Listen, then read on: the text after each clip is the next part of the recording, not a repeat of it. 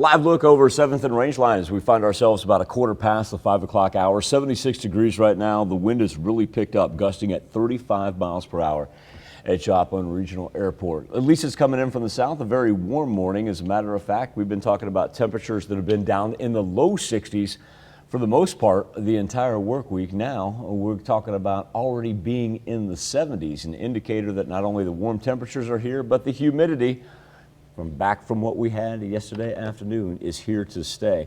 You'll notice the cold front, top left-hand portion of your screen, that's going to hang up there to the northwest. We're going to be in these mid to high 70s for the morning hours, and then after sunrise at about 6:05, then we begin our jaunt up into the 80s. Now we will have some increased cloud cover that'll temper that just a tad, so we won't have to worry about working up.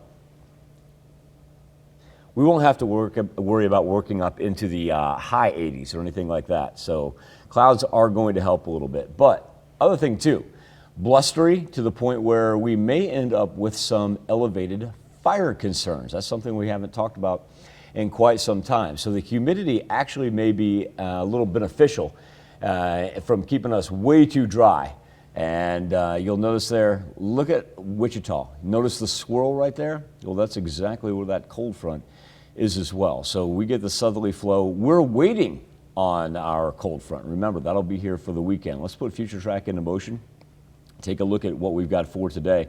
As we will stay on the dry side, anything that we do see this afternoon is going to be spotty. It'll amount to sprinkles as those clouds begin to grow, and then just kind of dive off out to the east. Now, as we get into tonight/Saturday morning, that's when it comes up from the south. So we will have a little thunderstorm activity with thunder and lightning down in our southern counties throughout northeast Oklahoma and southern southwest Missouri.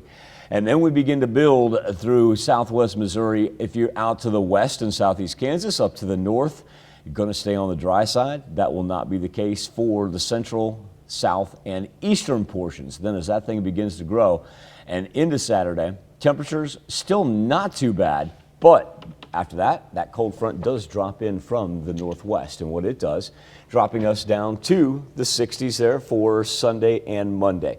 Mild temperatures next week, but you'll also notice the key factor for next week is going to be the amount of rain that we pick up. We're already looking at it being anywhere from about 5 to 7 inches over our normal average.